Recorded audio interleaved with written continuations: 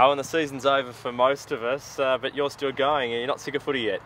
Oh, I definitely never get sick of footy. My wife does, and she's a bit over it. So I'm running out to training again when she thought the season was done at Hampton. I've got another 3 sessions to complete, and then I'm away for a weekend and leaving her at home with the 3 little kids. So I'm not the most popular person at the moment, no. It's an exciting proposition though, looking after an under-18 invitational side and seeing some young guys that getting to take the step up and try their hand at rep footy.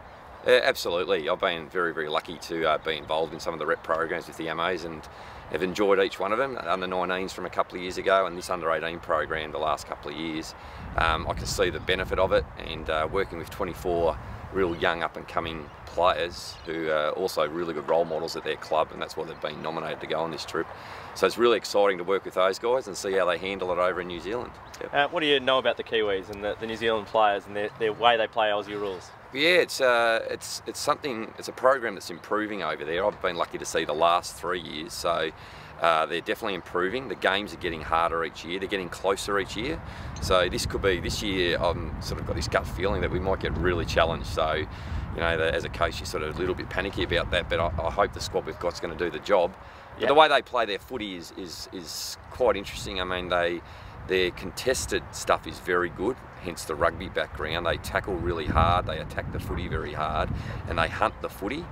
But their smarts about how to play on the outside aren't quite there yet in terms of reading the play, of setting up play from outside the stoppage and things like that, switching the footy, moving the footy laterally inside the corridor and things like that. That's where I hope, are going to have a little bit over them. Yeah. Now the side, it's an invitational side, so you're not seeing these players regularly throughout the year, and makes it more difficult for you in your job. But what do you know about the guys we've got, and who's going to stand out for us? Yeah, I've been lucky enough to see a few of them play over the last couple of years. There is probably a group of about 10 to 12 I don't know much about. We've now had them down for training twice, so we're learning a bit about them. But there is a core group there that I know pretty well. And a lot of them have played really good under-19 football this year, and there's probably 4 to 6 that have played some really good senior footy. We've got a big full forward from Owen who has kicked a lot of goals in the last 2 years, and I think he'll have a really good 2 games over in New Zealand. I think he'll be quite hard to match up on for the Kiwis. We've got a really good ruckman from St Bernard's and a couple of key backs from St Bernard's, some big strong boys, and that's really badly needed in New Zealand. So I think our spine's very strong. With Michael Caven, with Will Considine from St Bernard's at fullback and centre half back, and in the ruck Zach O'Halloran, and then with the big fella at full forward, Jordan Tabakman. Yeah, we've got a nice spine, and then amongst that too, there's some really young, speedy kids. You know, there's a couple of little whippets that look like they'll be really handy, dangerous forward pockets. 2 games in 2 days, how do you handle that? Or 2 games in a couple of days? Yeah, the first one's a lot of emotion, a big build-up, and the kids that we take over there, they'll be pretty mentally drained because of the build-up to it this week, the flight over there, and you've got to get yourself ready for a big game of footy. And if we do the job in that one, then the second game is usually a little bit more relaxed. They'll feel a bit better about themselves.